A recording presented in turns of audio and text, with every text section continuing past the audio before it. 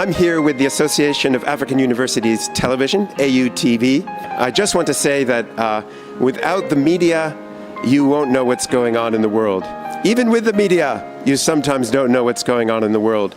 So you need to tune in to the reliable sources who are really on the front lines, who can give you the information you need and give you facts, not conjecture, give you real news, not fake news. And this is the place to find it, AUTV. The voice of higher education in Africa.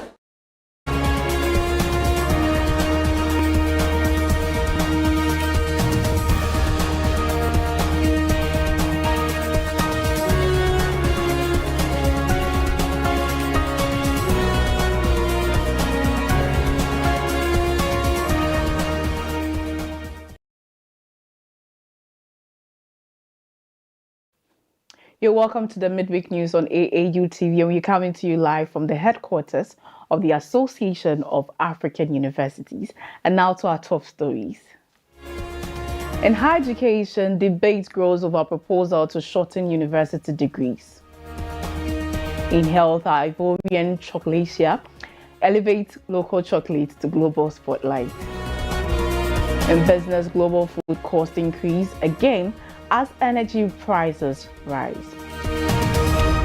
In international, Russian Middle East tension escalates after major strikes on Iran. Please stay with us for more news on the AAU TV Midweek News. My name is Jemima Deladem-Doche.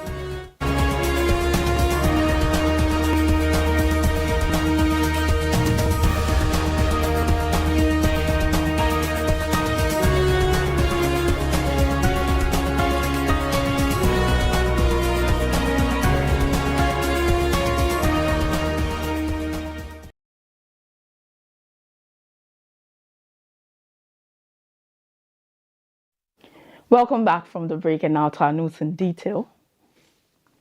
Higher education institutions in Ethiopia have been urged to take a leading role in tackling climate change through research and innovation. The call was made during the first General Assembly of the Ethiopian University Climate Action Forum, currently underway in Ethiopia. The forum brings together policymakers and university leaders to strengthen collaboration on environmental challenges. The move is aimed at boosting coordinated national effort in climate resilience. Stakeholders say this will be achieved through stronger partnerships, practical research, and integrated policy engagement. An appeal was made during the first General Assembly of the Ethiopian University's Climate Action Forum, which brings together policymakers and university leaders. Higher education institutions in Ethiopia are being called upon to play a more active role in addressing climate change. The forum is aimed at strengthening collaboration and promoting coordinated efforts to tackle environmental challenges across the country. Ethiopia's State Minister of Planning and Development highlighted the strategic importance of universities in advancing the nation's climate response. He explained that the forum serves as a platform to strengthen collaboration between policymakers and academic institutions. He added that the ministry will continue to reinforce partnerships with universities to support climate action initiatives. Meanwhile, the acting president of Addis Ababa University, Samuel Kifle, stressed the need for universities to take a more practical approach to climate research. He noted that academic institutions must move beyond theory and focus on solutions that can be implemented to build climate resilience. He further described the establishment of the forum as a significant milestone in strengthening national efforts to address climate change. The initiative is also expected to support Ethiopia's broader green development agenda. Experts say universities have a critical role to play in generating knowledge, driving innovation, and shaping policies that respond to climate challenges. The forum is therefore seen as a key step toward aligning academic research with national development priorities. As climate pressures continue to grow, stakeholders believe stronger academic engagement will be essential in building a more sustainable and resilient future.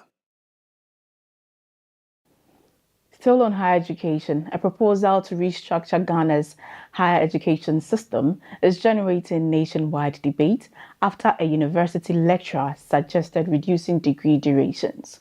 The recommendation was made in Sunyani in the Bono region by Dr. Enoch Katari, who is calling for shorter programs for non-technical courses. The proposal comes amid concerns about graduate unemployment and outdated curricula.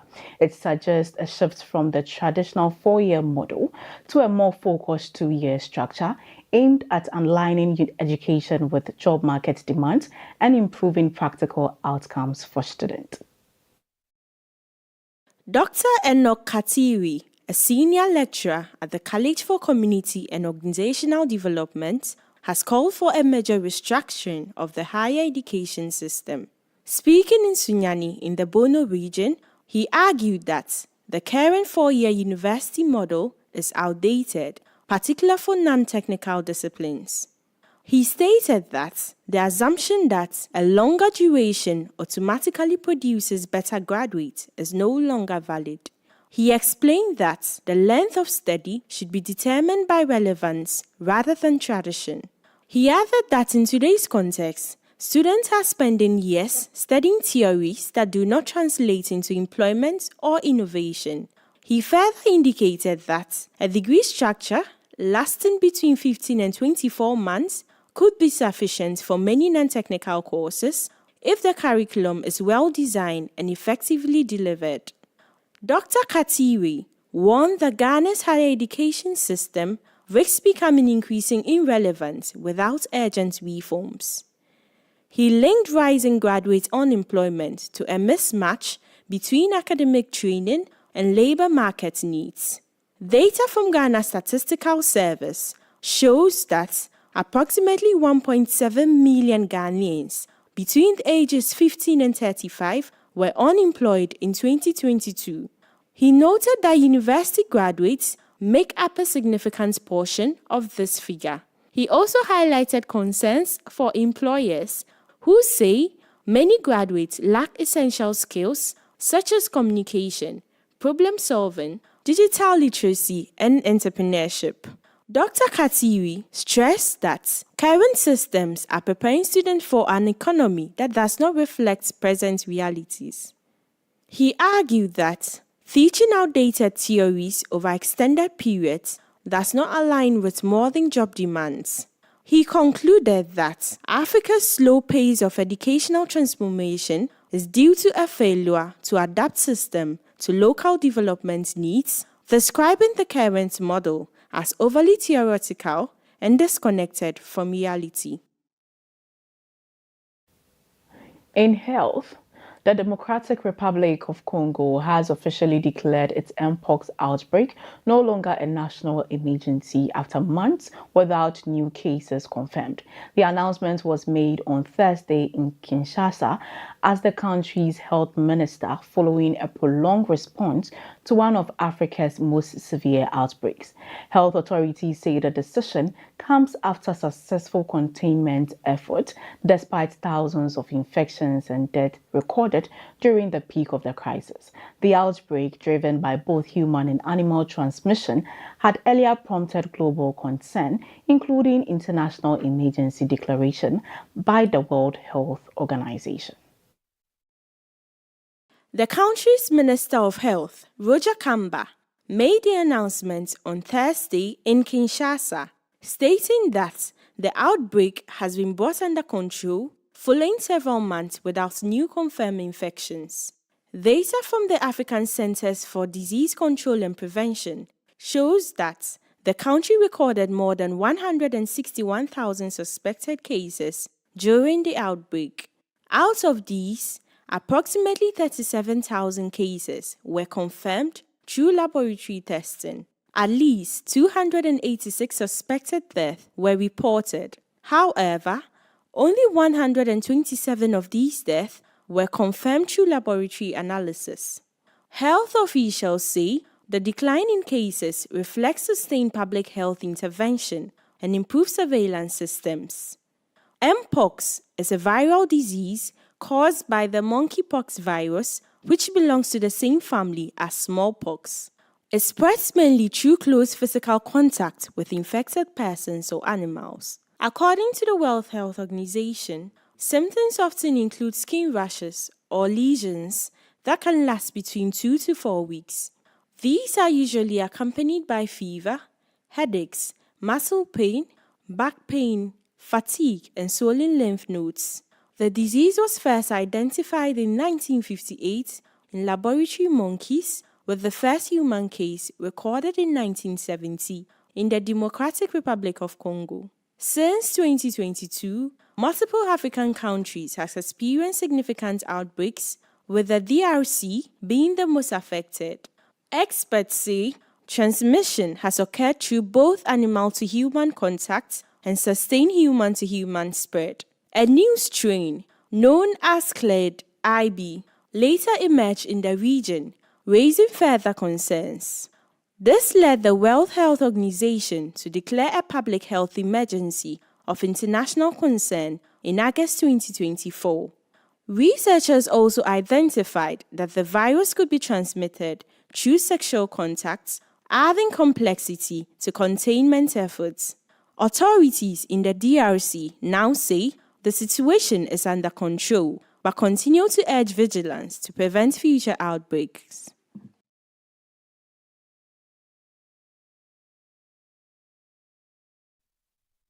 Tune for Discovery News after the break. Explore a whole new world of exciting visuals with AAU TV. Get ready for a mix of interesting talk shows, interviews, discovery documentaries, and news on AAU TV. It's not just about watching TV, it's about experiencing something special. AAU TV reaches over 25 countries in Africa, bringing you a blend of knowledge and fun.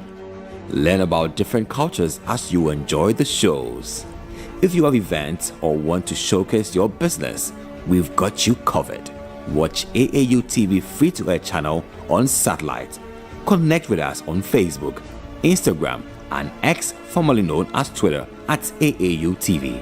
Reach out on call or WhatsApp us at +233 26 629 6601 or +233 20 399 5210. AAU TV, the voice of higher education in Africa.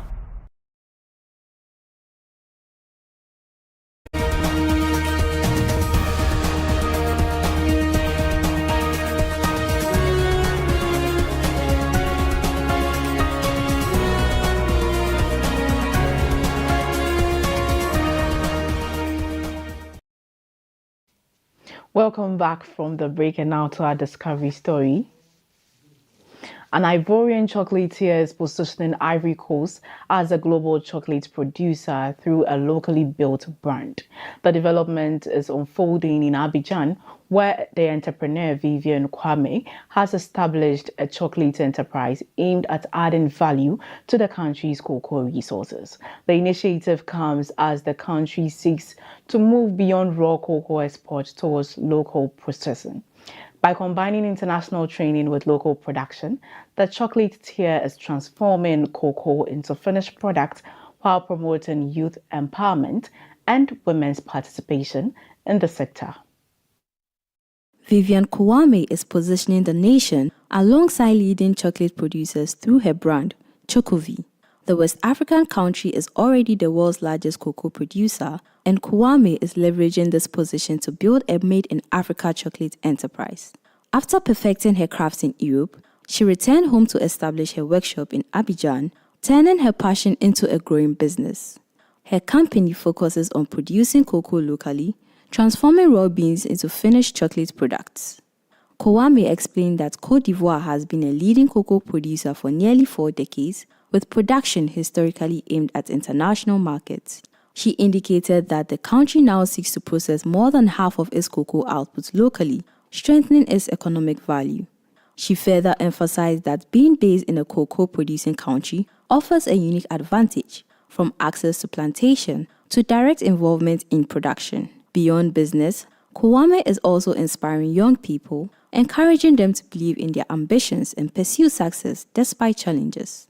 Her impact is already being felt among her employees, who credit her with building their confidence, discipline, and perseverance. Meanwhile, stakeholders in the cocoa sector highlight the growing role of women in production and policy, supported by national efforts to promote gender equity. Today, Chocovy is emerging as a symbol of economic empowerment, demonstrating how local processing, innovation, and determination can transform the entire industry.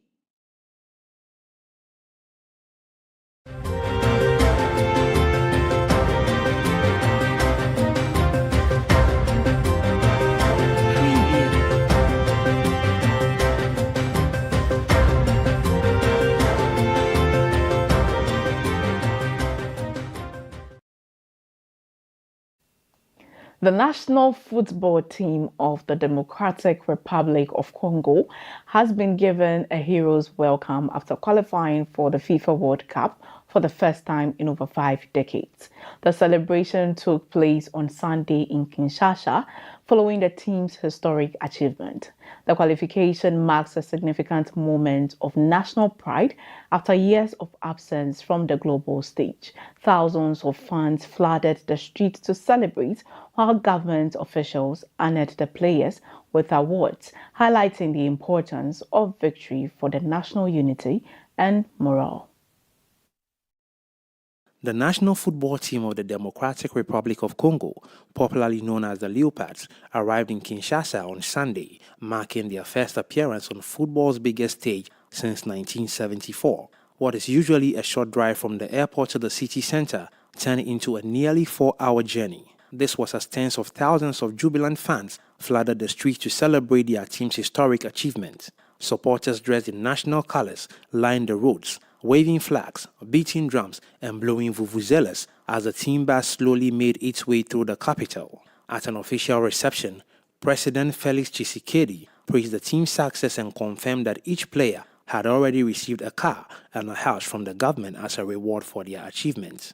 Team captain Chancel Mbemba expressed gratitude to supporters across the country. He stated that the journey had been long, noting that more than 5 decades had passed since the nation last reached the World Cup. He added that the opportunity to represent the country was made possible through collective effort and support from both leadership and citizens. He emphasized that the victory belonged to the entire nation and affirmed the team's commitment to continue fighting for the country. Celebrations later moved to the Palais du Peuple, where thousands more supporters gathered in a vibrant display of unity and pride. Fans described the moment as a rare source of national joy, praising the players for their determination despite the challenges facing the country. Attention is now turning to the World Cup, where DR Congo is set to face Portugal, Colombia, and Uzbekistan in the group stage. After 52 years away, the Leopards are back and ready to make their mark on the world stage. In entertainment, the Teleso Ghana Music Awards has reinstated its Group of the Year category after it was initially omitted from this year's nominations. The announcement was made on April 1, 2026 in Accra by organizers following concerns raised by industry players over its absence. The category had previously been scrapped due to a lack of qualifying groups, but was brought back after appeals from artists. New nominations have now been revealed alongside other categories as preparations continued towards the main award ceremony in May. The Teleso Ghana Music Awards has reinstated its Group of the Year category after it was initially missing from this year's nominations list. The category had been removed last year, with the awards board citing an insufficient number of qualifying groups to sustain it. Its absence this year sparked concern with the music industry.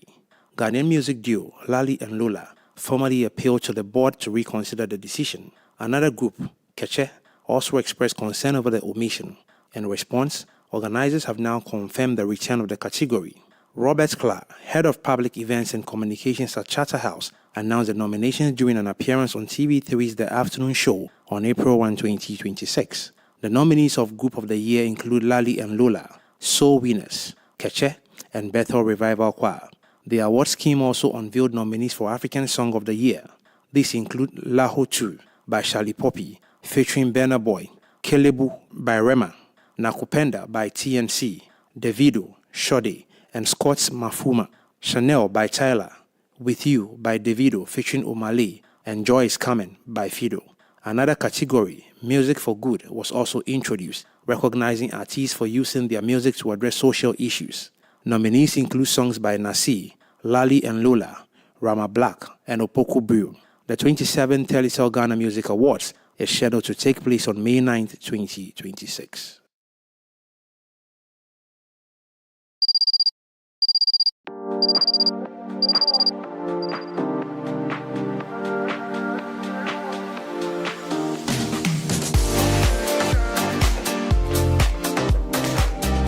Hello Africa is your live breakfast show delivering informative, entertaining, and energizing start to your day. Our expert reviews break down the headlines and help you make sense of today's news. We bring you nothing but the most interesting highlights on our top African stories. Plus lifestyle features, inspiring interviews, and the best on the continent. Every episode is packed with stories that inform, inspire, and celebrate the spirit of the continent. Catch us live every Monday at 9 a.m. And be part of the conversation on our social media platforms. Hello, Africa, bringing the continent to your morning.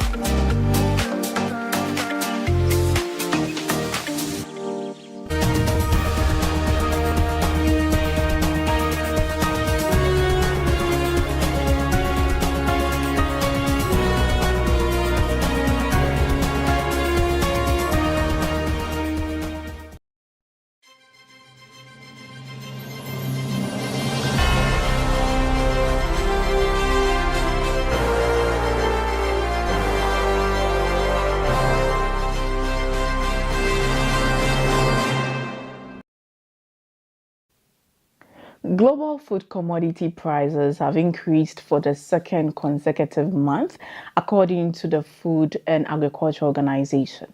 The rise was recorded in March and reflects changes in international food markets worldwide. The increase is largely driven by high energy prices linked to escalating tension in the Near East. The surge has affected key commodities, including vegetable oil, sugar, and cereals, raising concerns about future supply and affordability, particularly for vulnerable economies. Global food prices have risen for the second consecutive month, according to the Food and Agriculture Organization of the United Nations. The FAO Food Price Index averaged 128.5 in March. This represents an increase of 2.4% from February. It is also 1% higher than the same period last year. The rise has been largely driven by increasing energy prices linked to escalating tensions in the Near East. The FAO Vegetable Oil Price Index recorded a significant increase of 5.1%. Prices for palm, soy, sunflower, and rapeseed oil all climbed, influenced by rising crude oil prices and stronger demand for biofuels. The FAO Sugar Price Index also rose sharply by 7.2%. This was due to expectations that Brazil would divert more sugarcane into ethanol production to respond to higher energy prices. Cereal prices also increased, with wheat prices rising by over 4%. This follows drought concerns in the United States and reduced planting expectations in Australia. However, global rice prices declined slightly, influenced by weaker demand and currency fluctuations. An FAO official warned that if tensions in the Near East continue, global food supply chains could face the further disruption. He indicated that a prolonged impact on key trade routes could force farmers to make difficult planting decisions. He added that countries already struggling with debts may face hardest hit, as rising costs could limit access to food or reduce quality. The FAO is now urging countries to strengthen supply chains, secure alternative trade routes, and invest in long-term agricultural resilience. The organization emphasized the need for improved storage, transportation, and more efficient use of fertilizers to safeguard global food security.